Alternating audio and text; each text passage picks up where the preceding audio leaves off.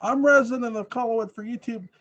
That's my buddy Gordon Dymowski. That's my buddy Patrick McCray. We're here to discuss episode 812, picked by Gordon, narrated by Jerry Lacey, written by Gordon Russell, directed by Henry Kaplan. Gordon, buddy, why did you pick this episode? Well, I picked it for a couple of reasons. One is that it starts with a bang with Edward trying to kill Quentin. In fact, I think all episodes of Dark Shadow should start with a scene of Louis Edmonds trying to strangle David Selby. It's just gripping television. There's a couple of things that this is the introduction of Amanda Harris, and there's also a great scene where Trask is trying to provide his divine perspective or something like that. And it's actually kind of it's one of the things that I love about Dark Shadows is that even the episodes that are not the big moment episodes they're really gripping. Yeah, I really love the intensity of the choke scene too as they open this. It's choreographed really well, and just a lot of some of the struggle sequences, wrestle sequences, or just fight sequences in Dark Shadows looked really good. And this little strangle sequence, it's really good. And this is all set up by Trask instructing, Edward, who doesn't know who doesn't know he's Edward, strangling Quentin Collins, who's laid up on the couch trying to dream. And then I love how Trask reprimands Edward for failing this, and it's because Amy walks in and starts screaming. She says, "Dad, Dad." She's like, he's like, "I don't have a daughter," and then to Trask, he's like, "I don't have it. Like, do I have a daughter?" Like, I love the little interaction there. It's so good. And you're right. The introduction of Amanda Harris is absolutely amazing. I love the fact that she comes in with Tim Shaw. It's the return of Tim Shaw as well. He's here to get revenge against Reverend Gregory Trask for all the things he's done, not just to him, but to the late Rachel Drummond. Patrick, what did you think, buddy? This is the kind of episode that shows the incredible variety that you get within Dark Shadows just in a short period of time. And I think it's an example of why the show has so much texture. I really like that about it. Mm-hmm. Yeah, like there's the fact that Tim Shaw is now in full on heel mode. Oh yeah.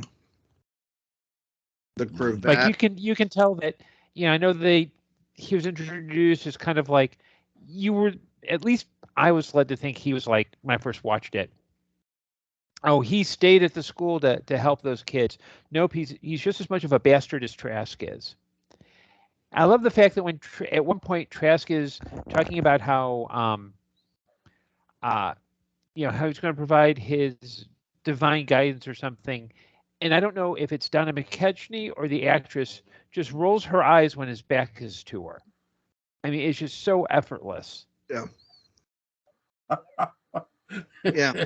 I mean, all this Gregory Trask stuff is it's beautifully sophisticated in just the general delight they take in showing all the different ways in which he's a no goodnik. And go ahead. Well, the Tim Shaw comment I was going to make was, do you think Tim would have turned out like this without Gregory?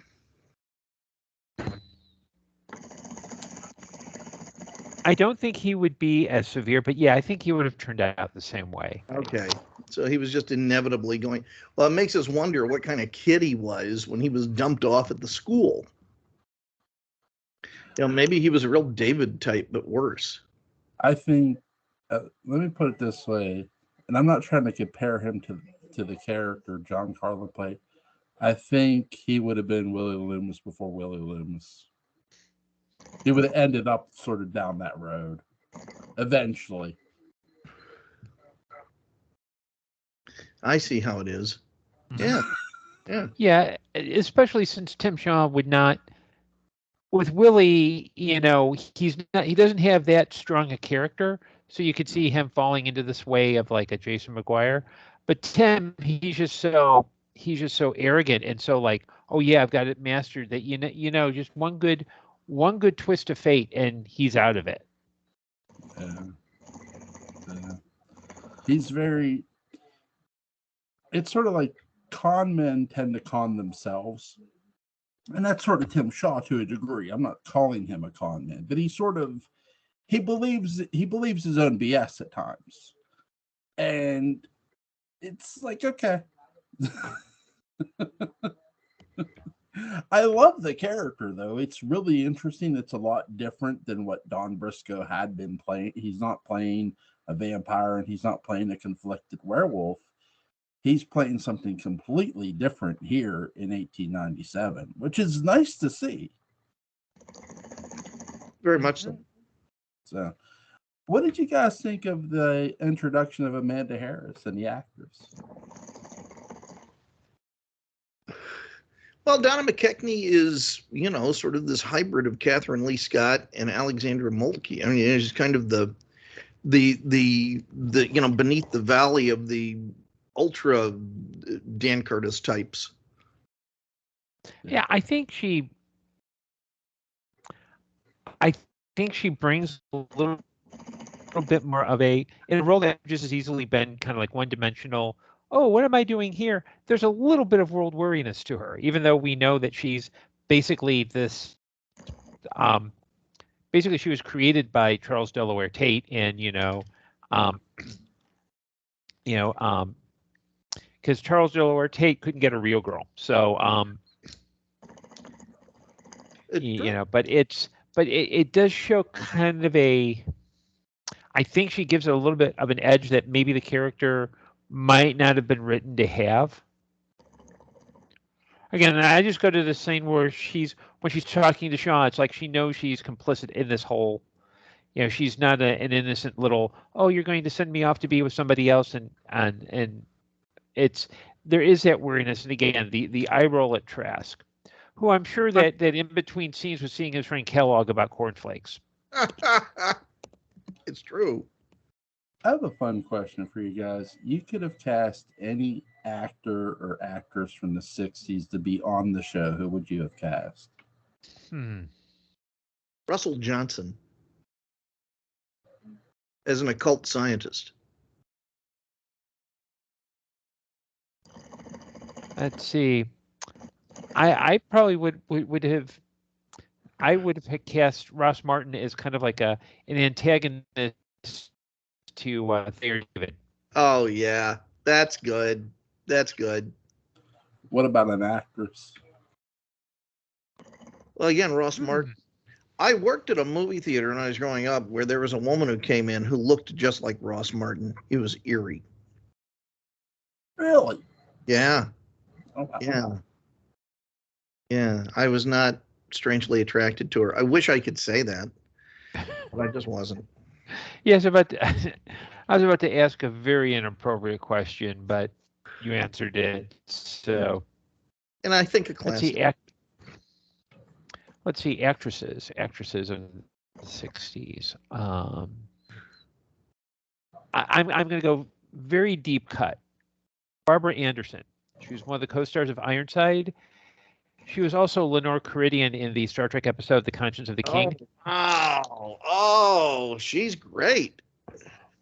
Yeah, make her. You know what? Make her like another Phoenix. So she's not Diana Malay. Because you wanted to bring Diana Malay back, that's fine. But maybe competing Phoenixes. I mean, it's Dark Shadows. Why not?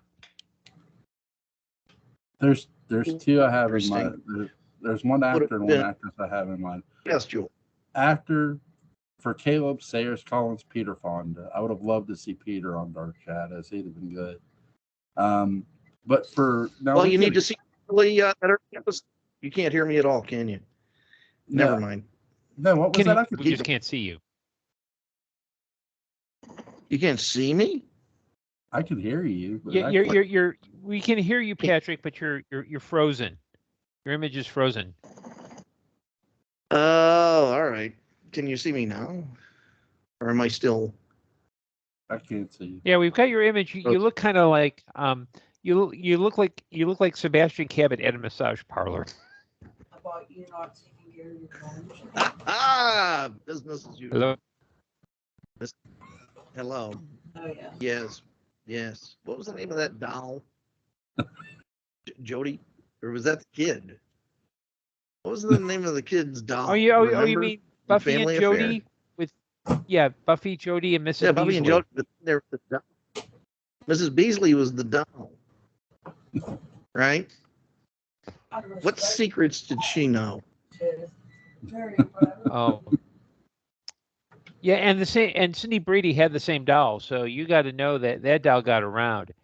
That doll They shopped will at the spill same the tea store. at They a moment's notice. one. Now, what if they had been given the Zuni fetish doll? I never watched the Brady Bunch. I couldn't tell you. Good for you, Joel. I'm proud of you. I think this is a marvelous show. I think as many secrets of the universe are uttered by Mike Brady in complete, incomprehensible advice. So, okay. Oh, Christ, again.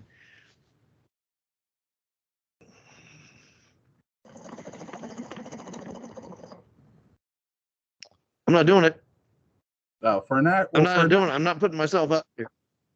Well, for an actress, now we get King Johnny Romano, but every king has to have a queen, right? So for his queen, I would have cast the lovely, and she could have pulled off a gypsy too, the lovely Claudia Cardinal. Ooh. You know who would have been interesting as like another take on Burke Devlin? Van Williams from the Green Hornet. Yeah.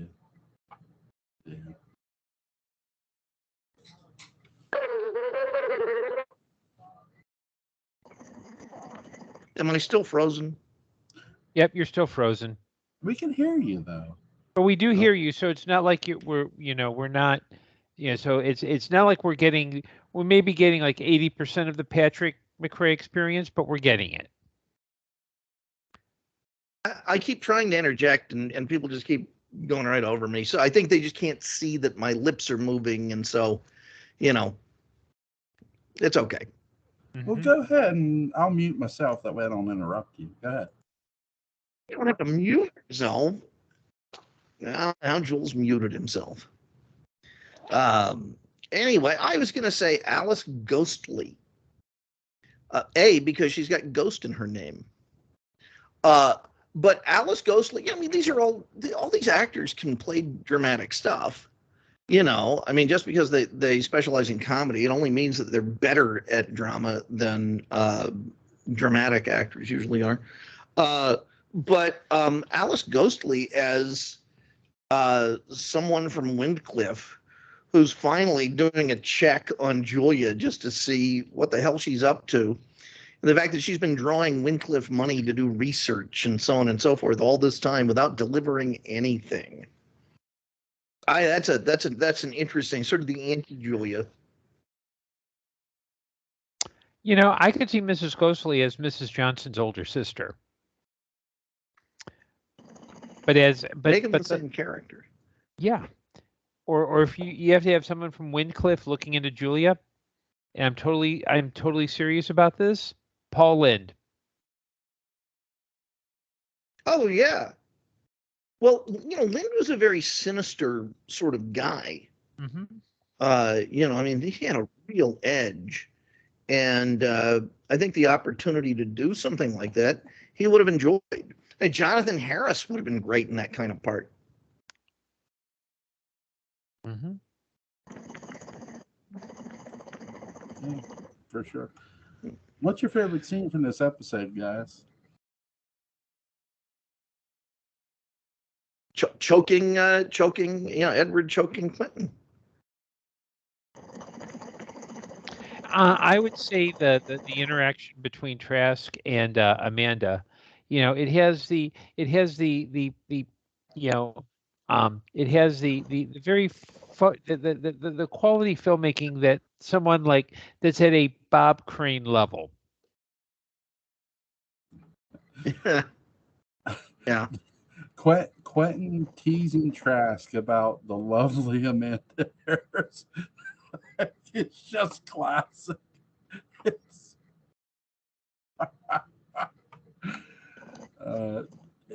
whether now too, there's not in this episode, but there's a scene when they do the switcheroo between Patofe and Selby, or the Patofe and Quentin, and David Selby's character in Quentin, Patofe is in Quentin's body. When Barnabas comes back, but it's not Barnabas the vampire, he does this little sarcastic line at Trask, which is just funny. It's not in this episode, but it's funny. Oh my god. Yeah, I'm sure Jerry Lacey when there were like scenes that he got like abused on set from the characters. I hope he got double pay for that, because it's not easy playing the antagonist. It's not easy playing the heavy. Yeah. There are a lot of like when you look at Tim Shaw and you look at like Reverend Gregory Trask, like when I'm sort of with you, when you first meet Tim Shaw, you sort of feel sorry for him, but then it's like as you learn, it's like dude, you betrayed your best friend Rachel to get her back to the school. It's like really, and then like you realize he's sort of sleazy himself, but yeah. Is there anything you guys want to add about episode 812 before we get? It's an interesting snapshot of where the show is. Mm-hmm. Yeah, it's kind of proof that at this point, even the not quite as good episodes still have a lot packing going for it. It's not like there's never a dull moment, and it's the nice thing about the 1897 storyline is that it really blends multiple storylines in a way that is I'm not sure that other soap operas were doing it that way at the time. And I think it also gives it, you could see why a lot of people were watching, and I could see why the writers stayed there for so long. It's, part of it is you've got the world, 1969 was an existential garbage fire. You've got guys in their 40s dealing with, okay, do I really want to write about, hip young people in the current time, or do I want to go back to, Gaslight and Victoriana, and it just made a lot of sense. Yeah, let's just stay there. Yeah, 1897 is a hoot. Yeah. It's a lot of fun. It is Patrick's turn to pick. Oh Lord, can I get back to you on that? Sure. There's so much to pick from. I want to get specific and strong. How's tomorrow night, guys? I could use the night off. Okay. Yeah, I'm going to be out most of the night, so I'm not available. Okay. All right. Well, you guys get back to me when you're available. But links to the Dark Shadows Daybook Unbound is going to be in the description box. Links to Gordon Dymowski's Amazon page is going to be in the description box. I have 4 Dark Shadows videos for tomorrow to upload, guys. Take care. Yay. Okay. Bye.